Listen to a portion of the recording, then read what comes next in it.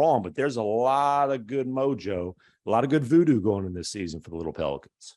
I'd say so. I mean, thinking about it, you go back to, really the kind of like the Chris Paul, David West teams, 07, 08. I mean, this has really been definitely since they've turned to the Pelicans, because I think the one year that they had a bunch of hype coming off of the sweep of Portland, it was the Boogie AD thing was going to work.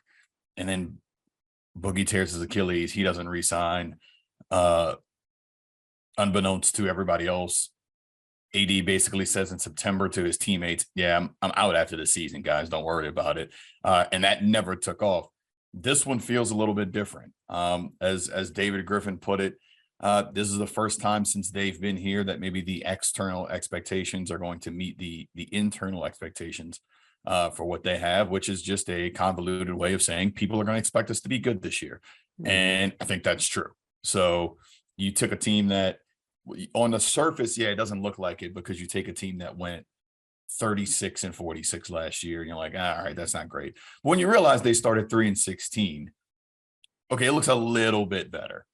They finished 33-30. They were over 500 with Brandon, CJ playing together. Then go over 500 period with CJ in those 28 games, if you include the 2 playing games. So you take all of that, and you basically bring the entire team back. The only guy you're really losing off of last year is Tony Snell and Gary Clark, and you replace them with Dyson Daniels and Zion Williamson, who averaged 27-7 the last time we saw him when he played 61 or 72 games in 2021. So and he's looked like he's in the best shape of his NBA career, and he's not to damn him with faint praise, but yes.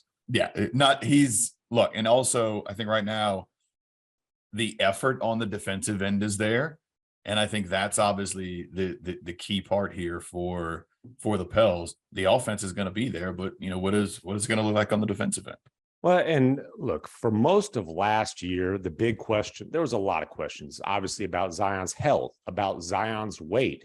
I blurted out on Zach Lowe's low post that he was up to 330 at one point. That is a fact.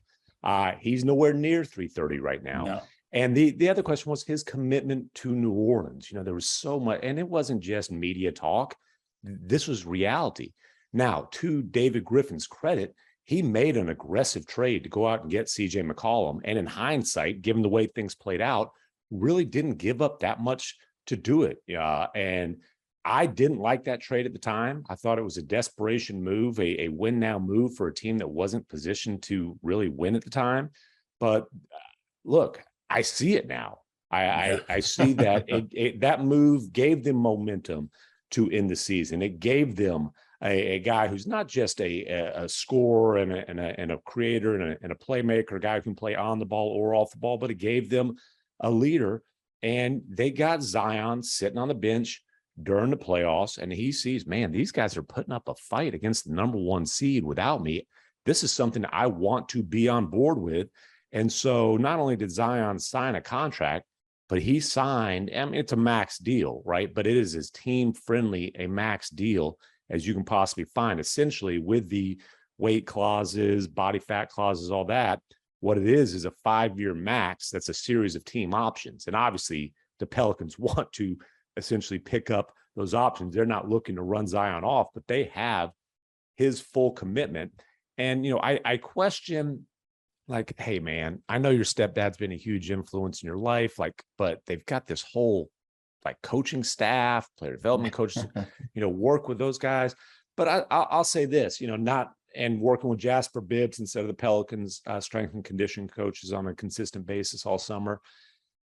You can question that, but the guy showed up much, much leaner, and a lean, in shape Zion with Brandon Ingram as the number 2, CJ McCollum as the number 3, Herb Jones covering everybody, Jose Alvarado just being a pain in every point guard's ass.